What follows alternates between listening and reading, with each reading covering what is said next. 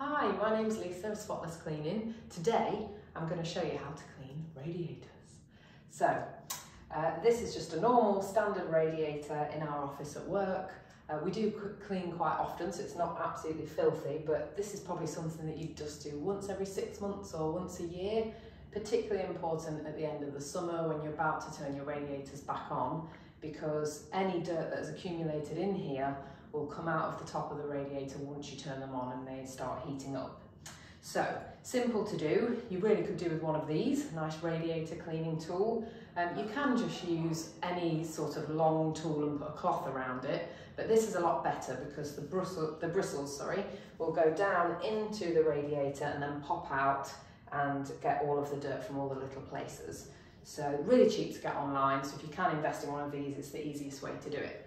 So I'm going to have a go here. I've put a little white piece of paper underneath it because we've got a grey floor here and you're not really going to see any dirt come out if I don't do that. So you just shove the radiator cleaner in here. This can be used on other things as well, not just for radiators, anywhere where you struggle to get your arm down the back of things, and you just sort of go up and down, move it along.